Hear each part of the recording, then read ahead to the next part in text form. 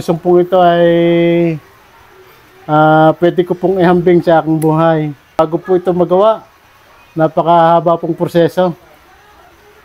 Bago mo mapalo, maplat, malagari, maparaanan do sa hulmahan, sa basyadahan, ay para din po itong buhay ko. Sa buhay ko ay natutunan ko mahabang pasensya, malawak ng pangunawa.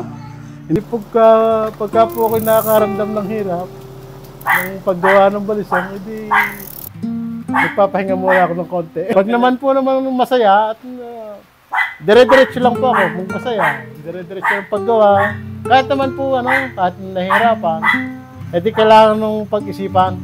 Lalo na yung may mga iba-ibang disenyo. Talagang minsan, putukan din ng utak. Hindi na, dire-diretso na ito.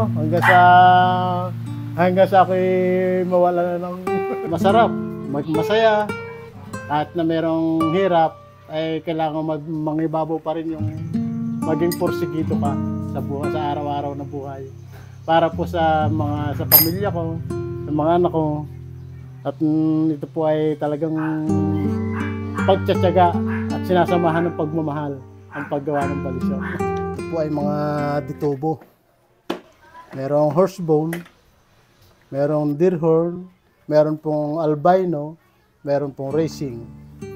Ngayon, ako na lang po sa mga magkakapatid ko ang gumagawa ng balisong. Anak po walang hilig gumawa, kaya ako na lang po sa pamilya kong gumagawa. Ito po ay minanapan ng tatay ko sa kanyang tatay, ng lolo, at ito naman po ay minana ko sa tatay ko, sa mga kapatid ko. Ito po, molye po ito. Molye, meron labaha. Ito tibuyod kung tawagin. Ito labaha. Yan.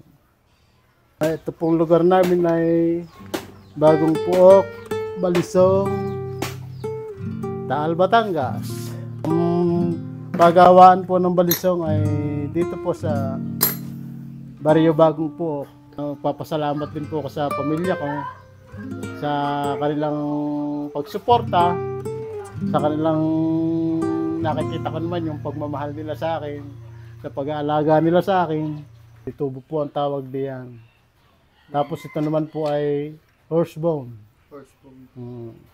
Ito naman po ay yung booster niya, tanso, brass.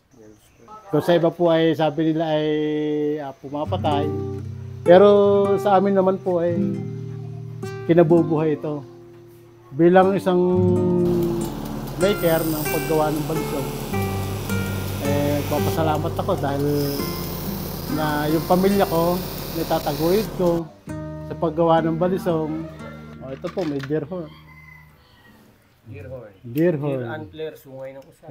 Yan po ay yung tansong plat na ginagamit din namin.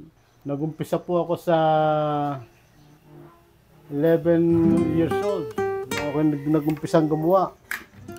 Ngayon po ako ay 55 na. 9 na taon pa lang ako, nanonood-nood pa lang ako.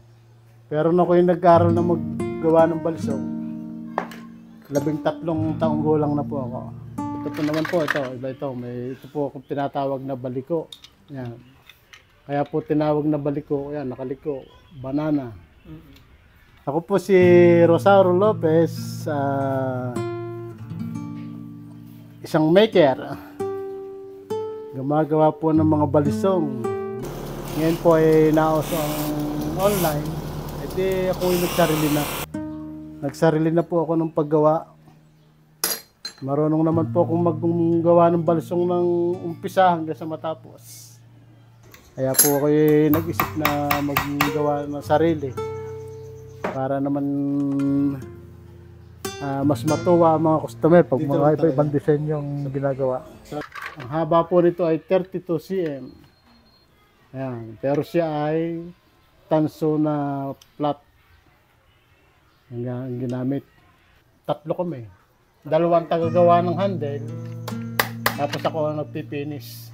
Ako naman ang magbibilog. Yan. Bilog ng booster. Hanggang sa pagpinis ng ganito, pagbabasyada ng blade. Ako na rin po. Ako po ang nagsusubo. Ako po ang nagpapakintab. Ang ginagamit po naming housing, meron pong flat na tanso, meron pong ditubo, at meron pong stainless, tulad po nito. Sa isang balisong, mula sa umpisa hanggang sa matapos, tapos na tapos talaga. Yung aabutin ng isang araw at kalahati. Andito lang po ako. Pwede nyo akong message kung ano po ang gusto nyong orderin, kung ano po ang mga gusto nyong design. Doon po sa mga una, sa mga baguhan na nagbabalisong, wag kayong magsawa.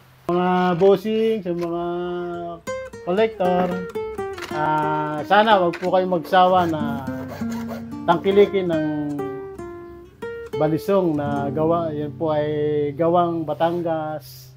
Yung balisong nito ay napakalaking naitulong po sa aming buhay. Ito po ay talagang hindi ko na po ito titigilan.